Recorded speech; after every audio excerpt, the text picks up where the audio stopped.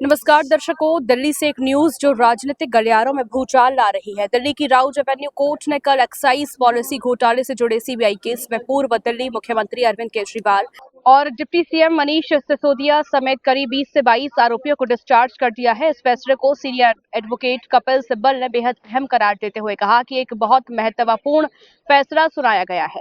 अरविंद केजरीवाल, मनीष सिसोदिया और करीब 20 से 22 अन्य आरोपियों समेत कविता जी के खिलाफ सीबीआई का केस कोर्ट ने खारिज कर दिया है और सभी को डिस्चार्ज कर दिया है। सिब्बल ने इसे न्यायिक जीत बताते हुए केंद्र सरकार की जांच एजेंसियों पर निशाना साधा।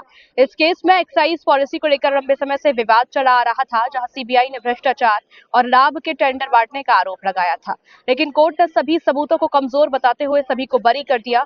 कपिल सिब्बल ने कहा कि यह फैसला न सिर्फ केजरीवाल और आप नेताओं के लिए राहत है, बल्कि लोकतंत्र की जीत भी है।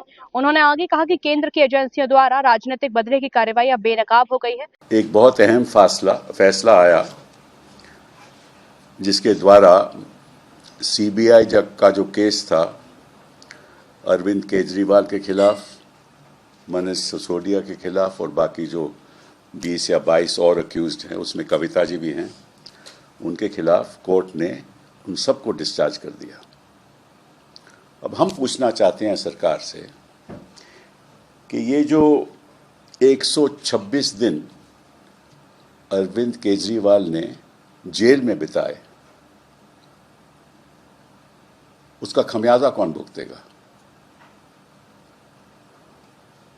और 503 दिन मनीष सिसोदिया ने बिताए, उसका खमियाजा कौन भुगतेगा? जवाबदेही तो होनी चाहिए। कहते थे कि 100 करोड़ का घोटाला है, और जज ने कहा ये तो पहले इन्होंने तय कर लिया था कि इनको फंसाना है। ये जज का कहना है, मैं नहीं कह रहा।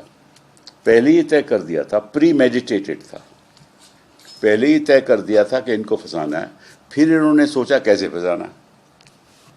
ना कोई रिकवरी हुई, ना कोई बरामदी हुई, ना कोई फाइनेंशियल ट्रेल, पैसे का ट्रेल इनको मिला।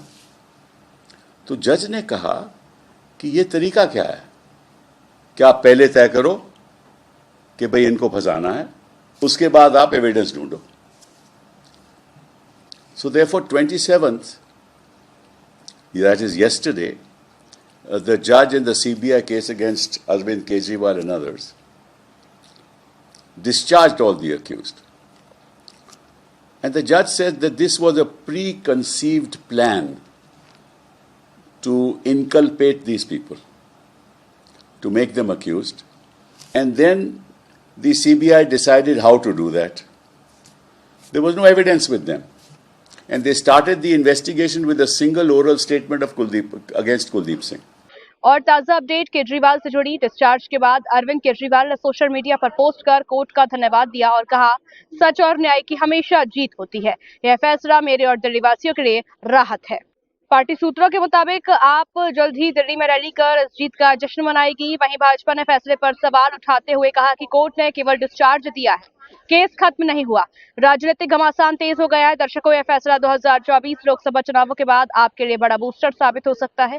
क्या यह ईडी केस पर भी असर डालेगा? हमारी टीम लगातार अपडेट लाती रहेगी। न्यूज अपडेट के लिए सब्सक्राइब करें रॉयल बुलेटिन। अगली खबर तक अलविदा।